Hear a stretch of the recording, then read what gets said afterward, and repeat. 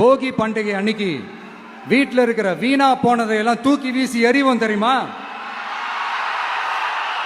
அந்த மாதிரி இந்த தேர்தலில் 75 வருஷ பவள விழா பாப்பாவையும் 55 வருஷ பல்லாங்குழி பாப்பாவையும் தூக்கி வீசி எறிவோமா? ஒரு நியூ கவர்னன்ஸ், ஒரு குட் கவர்னன்ஸ் ஒன்று கொண்டு வரலாமா? நீங்க இந்த திமுகவுக்கு ஓட்டு போடுறது, மற்றும் பலருக்கு ஓட்டு போடுறது, பாஜகவுக்கு ஓட்டு போடுறது, யாருக்கு ஓட்டு போட்டாலும் சுத்தி சுத்தி நீங்க பாஜகவுக்கு ஓட்டு போடுற மாதிரி தான்.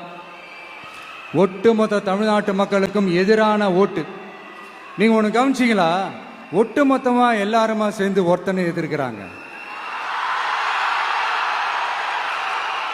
அதுக்கு என்ன காரணம்? ஏன் அப்படி எதிர்க்கணும்?